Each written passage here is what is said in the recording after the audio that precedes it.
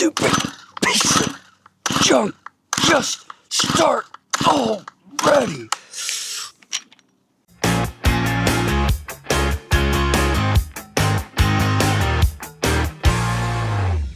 Basically, every engine in the world needs air, it needs fuel, and it needs an ignition source to operate. So we're going to go through a basic checklist, kind of show you how I diagnose things like this to figure out why it's not operating.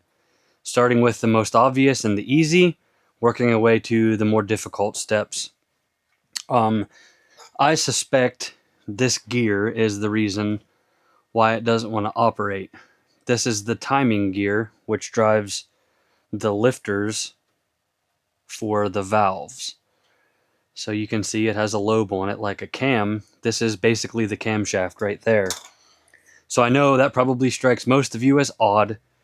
This is not a two-stroke machine. It is a four-stroke machine. It has overhead valves, just like a lawnmower engine or, many other engines. So even though this uses a mixture of gasoline and oil, it's actually a four-stroke machine, and the oil still lubricates everything as if it were a two-stroke engine. They're definitely different. They're really powerhouses. I quite like using these for lawn mowing jobs, but this one doesn't work. So we're going to dive into it. Let's first start off checking spark, and then we'll go from there. Something important to note is I've never taken one of these apart. At least not this far. I've changed spark plugs and stuff. So what we're going to do is learn together how to get this apart. Practically everything is a T27 Torx bit.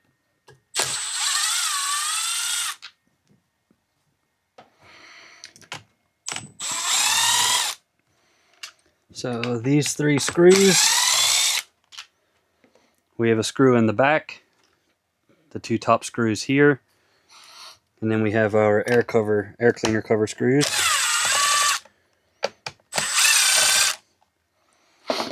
Get that all out of the way, and we should be able to take this whole top cover off, which we can. That's going to expose some things that we need to see.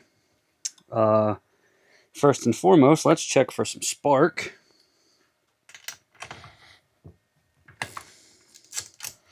That's a 5/8 spark plug socket, and I have an NGK spark plug in this. Definitely smells like fuel, and it's pretty wet. You're probably not going to be able to see that in the video, but I did put a new plug in this, and it still didn't want to run. So pretty confident we have spark because I was able to get it to sputter a little bit in the past. You're not going to be able to see it. You're going to take my word on it. Definitely has a good spark, so that's a plus. I think the next thing to do is pull this off. That's really tight. This is the top cover. Guess you could call this the valve cover. And I have taken this off before because I've adjusted the valves. So under the screw of this is a little brass washer. Make sure whenever you're taking this apart that you don't lose that brass washer, because that seals this up. And it's pretty important. I guess we could see if the valves are moving. See if I can get you zoomed in a little bit here. Zoom in a little. See if both of the valves move.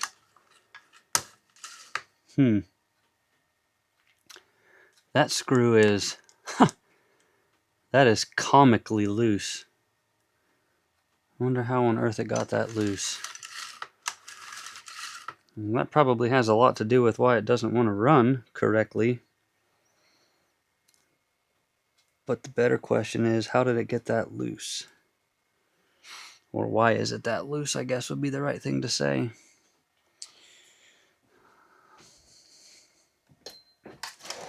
There's a special feeler gauge for these valves. They're both set to 10 thousandths. And this is the little feeler gauge that you need. As you can see, it has a little tiny pocket, this little end right here, because it has to go in a tiny slot whenever you adjust the valves.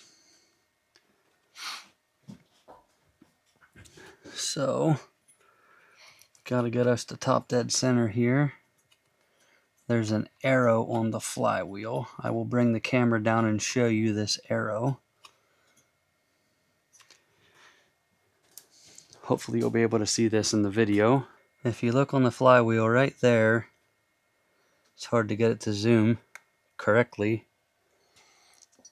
But if you look right there, you can see an arrow.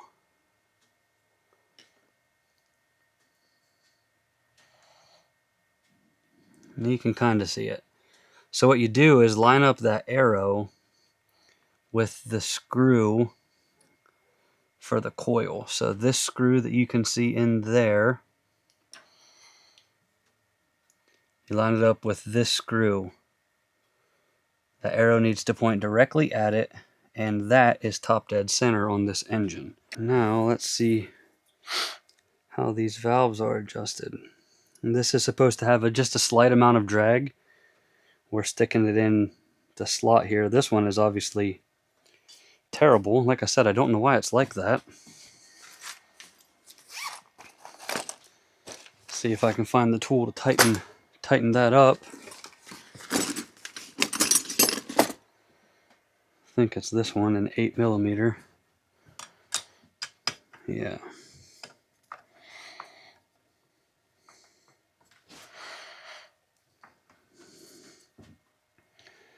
Kind of makes me wonder if it somehow came loose, which I can't imagine this could have came loose.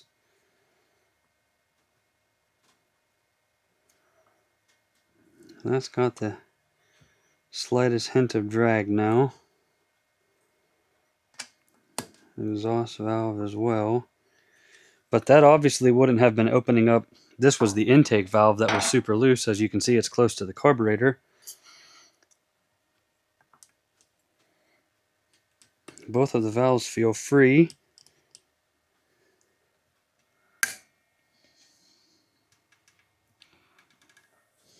Double check them.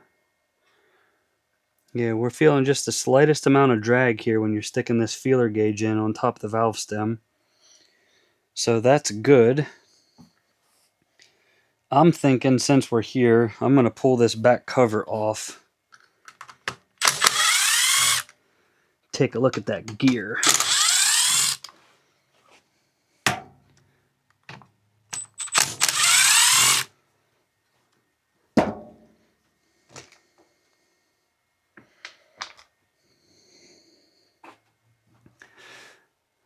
This back cover, move the camera over a little bit.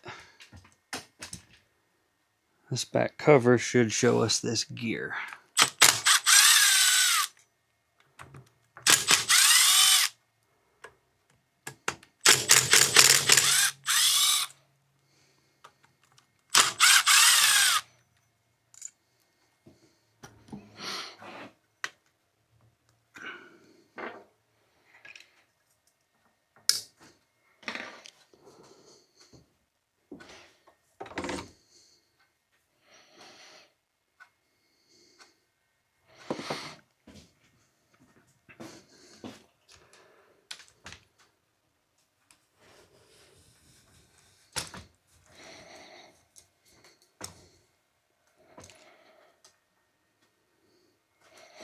Get you a little bit better shot of what's going on here.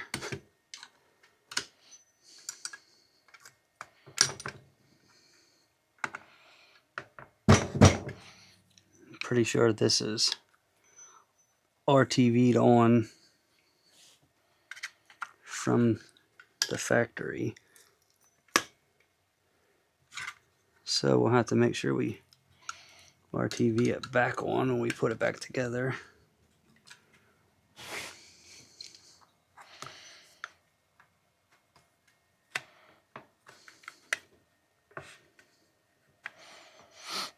Looks like we may have to pull that drum off for the recoil. I was kind of hoping we wouldn't have to do that.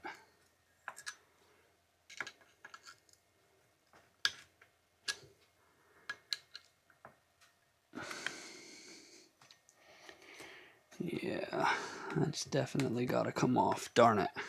Surely it's metric.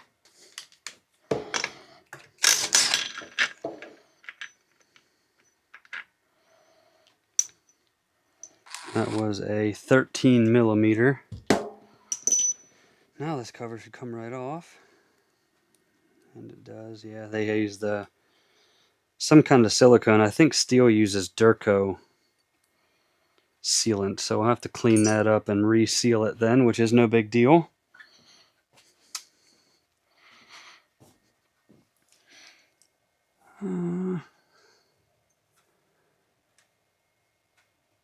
Everything really looks fine about this gear. I know oftentimes they say that they get melted.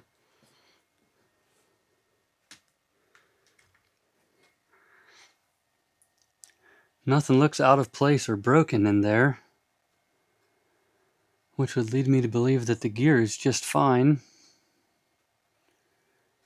And I guess the better question is, what's the problem then as to why it won't start? That's never any good. I don't know if that valve was the problem or not.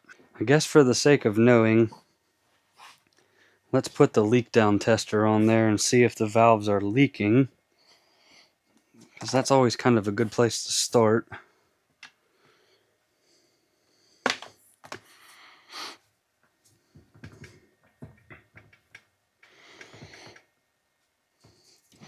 Tighten that up real good.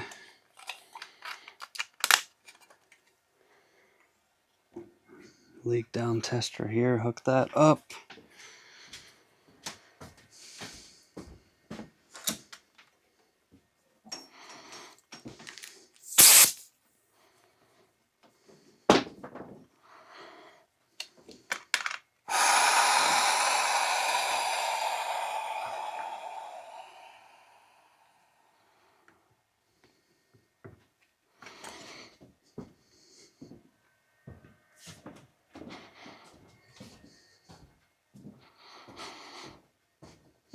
Hopefully we don't have a lot of air leaking.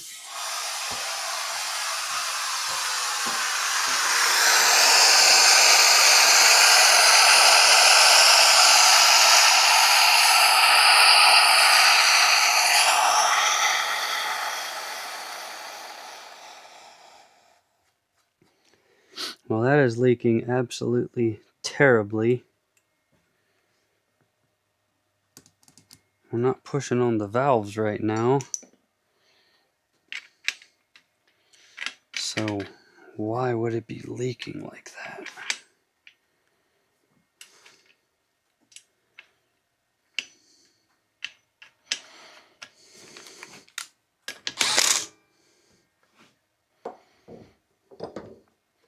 Oh, we came off of top dead center when I loosened this up. That's back on top dead center.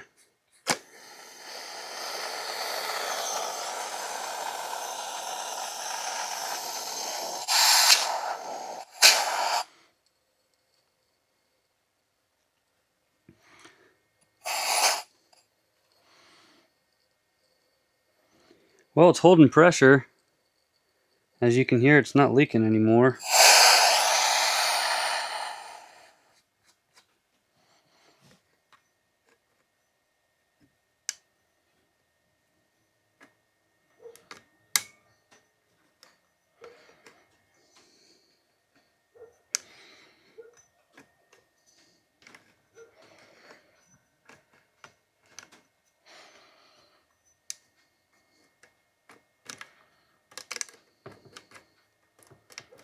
Something sure doesn't sound very good about that gear when it's turning, though.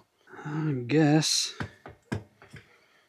let's go ahead and try and pull that gear out. I don't know if that's the move or not.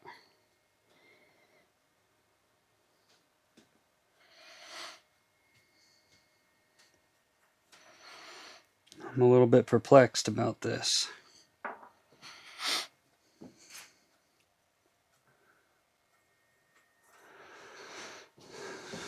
So to do that, we should probably loosen these all the way up.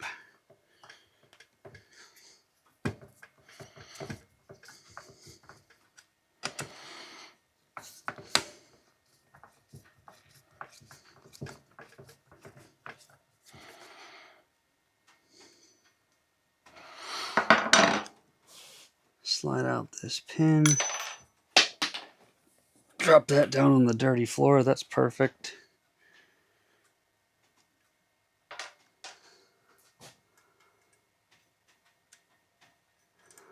These push rods are itty bitty things. Holy cow. They are super tiny.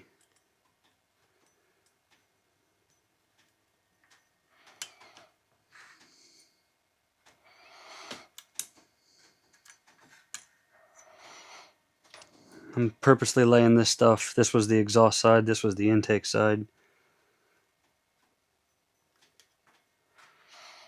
Grab a pair of pliers here.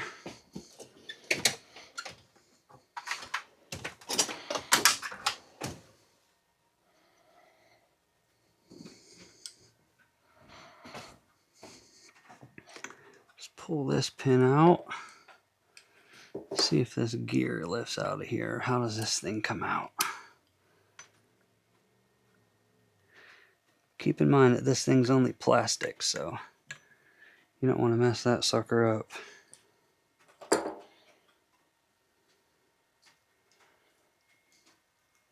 Well, this backing plate on the gear is comically loose, and on the new one it's not like that.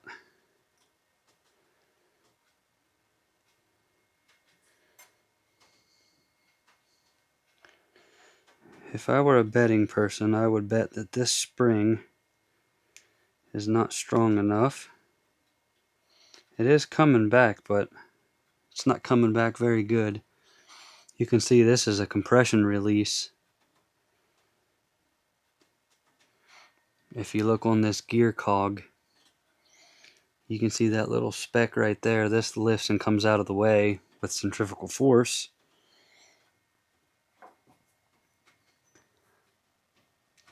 But I don't know exactly what to say about this because the gear feels pretty good. There's no teeth missing. It's not cracked or broken. I think since I have a new one, we're just going to put it in. Certainly isn't going to hurt anything.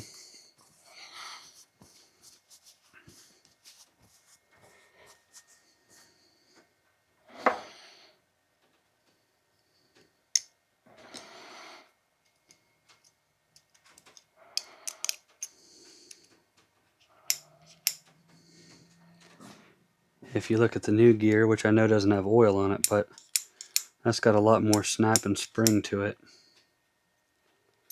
than what the old one has. So again, I'm not saying that the gear is the problem, but it would make you wonder for sure. That's back together.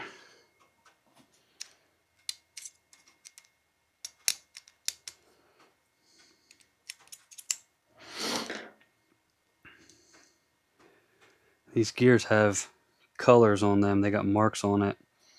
The blue one needs to point straight up whenever it's at top dead center. So we have to come back to our arrow here.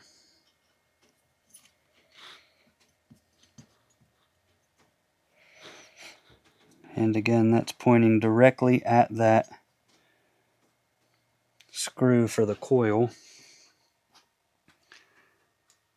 And then we put this in, so that is pointing straight up, right directly at that screw.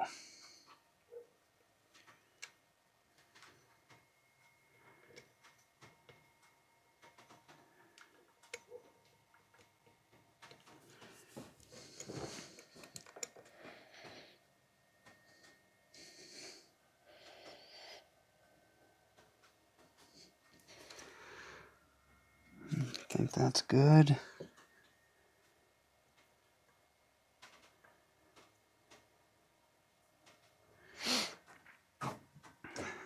Get you a better shot of this. So you can see right there's one of the red marks, right there's the other red mark, and then here's the blue mark in the middle, which is pointing straight up at that screw. The magnets want to pull the flywheel a little bit, but if you look right there, the blue mark is straight up. So I think that's back together correctly.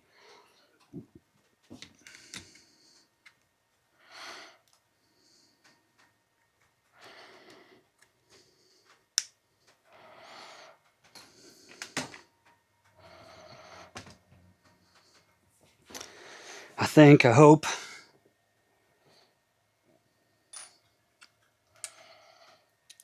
So the next thing we need to do is put this pin in, and the intake rocker goes in first,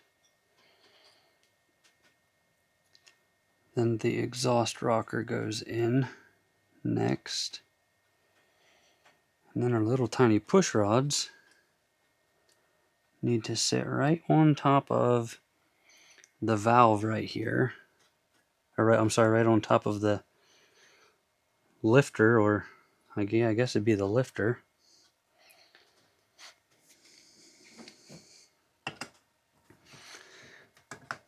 Run this screw in a bit just so that it doesn't come popping out of there. We'll adjust the valves then shortly. So that's that one.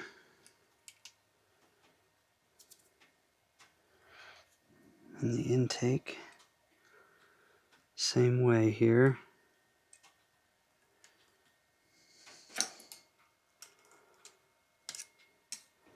I don't know, down in the comments, leave me a comment. Have any of you guys had any problems with machines like this? I ran these things hard now for 2 years, and this is the first problem that I've had. So realistically, they're pretty good machines, I would say. I do try to take pretty good care of my equipment.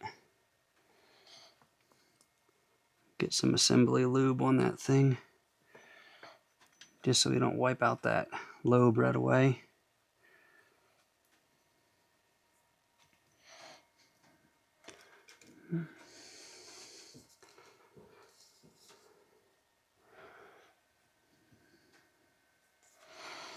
Kind of wonder if we shouldn't have gotten some lube on the gear teeth. I think I'm going to do that. I'm going to pause the camera real quick. I'm going to put some lube all on these teeth of that gear, and we'll go from there. Alright, got that all lubed up better now. Pop these rocker arms back on. Like I was saying, I've used these things pretty hard, so it's not all the way surprising that they're, finally having some sort of an issue. I have a weed whacker and this edger. I got 2 seasons out of them. The first season that I used these, I mowed about 30 lawns a week. And now this last season, I only did about 10. 30 was too much to keep up with.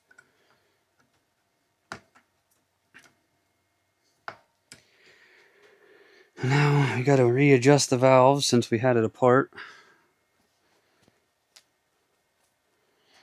This is a Permatex Ultra Slick. I really like this assembly lube. I'm not trying to say it's the best in the world or anything, but it's never done me wrong. So again, we're at top dead center. Tighten this up till we have a bit of drag on our little feeler gauge here. Something like that.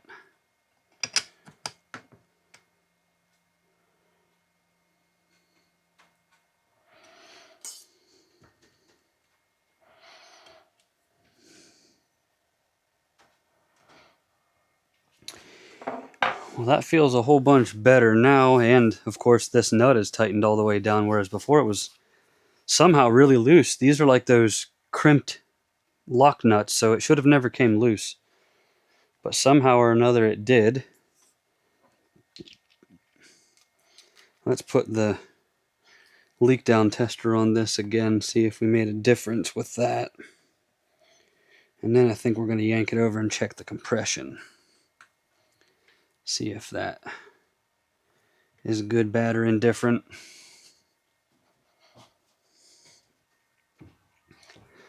Get over here to the air hose.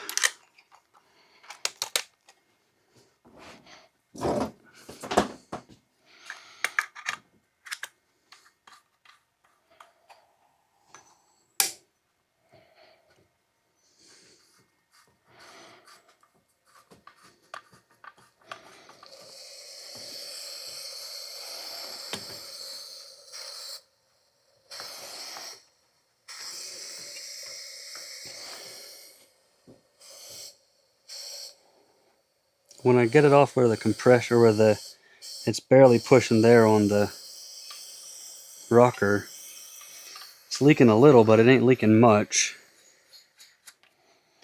Wonder if we get this in between the two valves.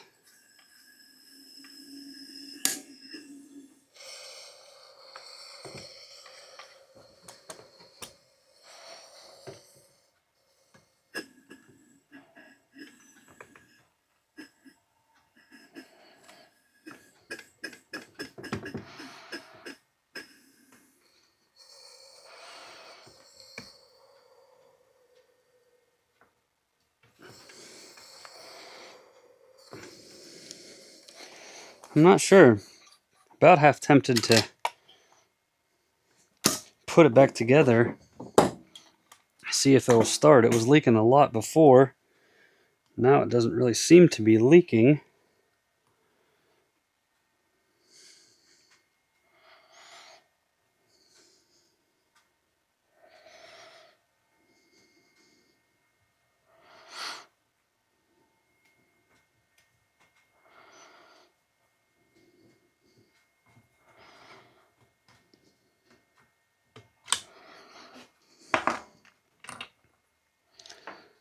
I think for the sake of trying it, I'm going to put compression tester in there. See what it might have for compression. I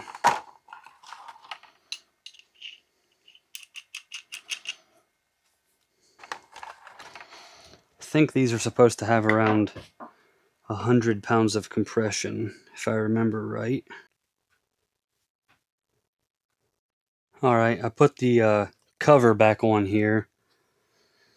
Gonna give it another compression test. Let the pressure out from the time before. I noticed that this back cover holds that pin in. Of course, I probably shouldn't have pulled it over without this cover on.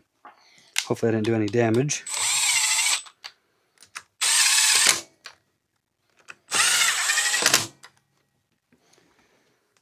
Alright, so you probably can't see it too good, but we got 0 on the gauge there. And there's a lot of controversy. Some people say you have to hold the throttle wide open. Some people say you don't. I think more importantly, just be consistent with what you do. I do hold the throttle wide open. I'm not saying you have to or that that's the right thing to do. That's what I was taught, and that's what I do. And it's a small engine, so you got to pull it until the needle doesn't rise anymore.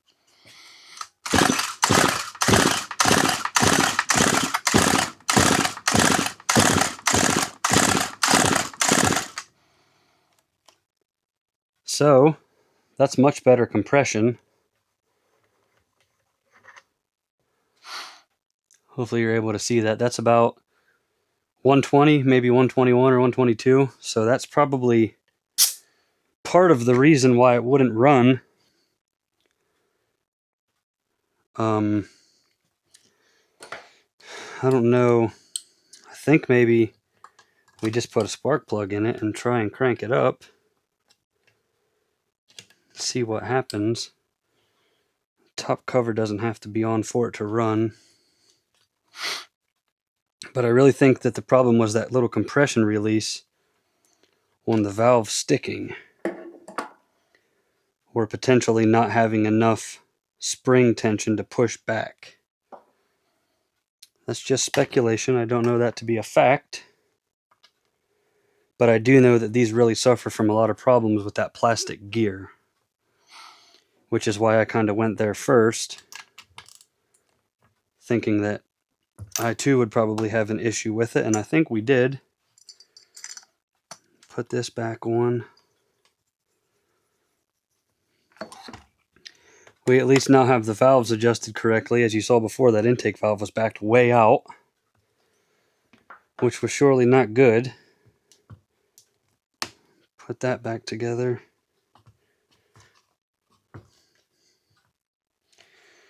Probably ought to stick these 2 screws in up front here to hold that cover. so that doesn't get all jammed up with the clutch mechanism there.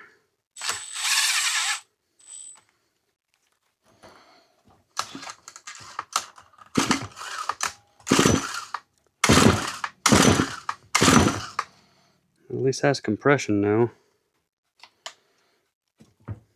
Put the choke on and prime it a little bit here.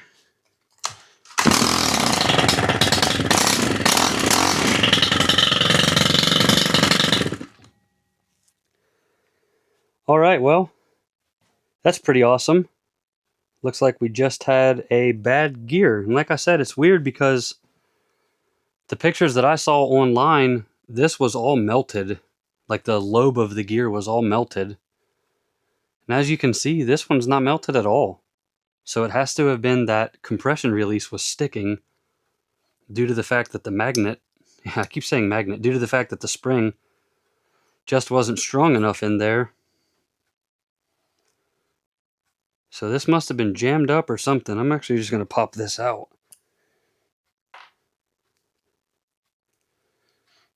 See if we see anything notably wrong with it.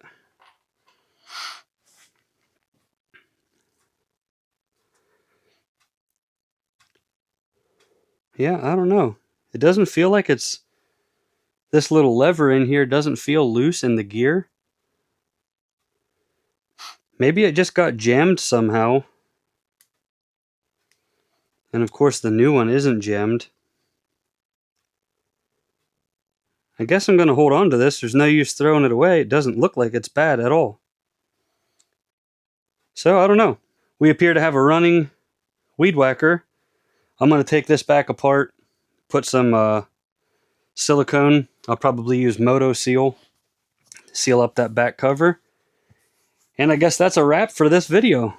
We got this thing running, which is awesome. I'm going to put a new air filter on it because this thing is pretty bad. So I'll have to order a new air filter. And then it already has a new spark plug in it. Probably give the fuel lines inside the tank a look. Make sure they don't look crappy. And that'll be about it. Hopefully this thing will be ready to run for another season here.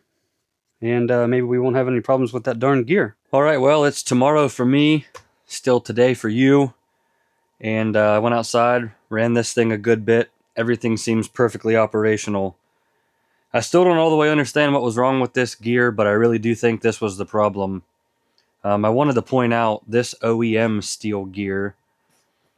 If you look, let me grab a pointer real fast. If you look at this gear, it has arrows and then a single tooth directly at the top. So whenever you're putting this one in, if yours had the arrows, you just want to make sure that the arrows are straight across and it's not canted to one side or the other. And you could even take a bit of a Sharpie or something and mark the top of that so that it's pointing up directly at the screw that was inside, if need be. This is a 10 thousandths feeler gauge, as I said in the video. You can get this off of Amazon. This is a Stihl FS91. Or, I'm sorry, this is actually an FC91. But an FS91 is the same thing, just the weed whacker version. So it appears as though we have this thing operational. I'm probably going to take my weed whacker apart, double check the valve clearance on them, put in an air filter and spark plug in that while I'm at it. And with any luck, I'll be ready to rock and roll for this mowing season. So if you made it this far, thank you. I know this was a long video, but I think it's important to show the whole process, not make a million cuts just to make a short video, but instead try and make a video that is actually informative and educational. If there's anything that you're confused on or would like to see more of, by all means, drop it down in the comments. Let me know. I can do my best to make it better or different. And otherwise, thanks again for watching.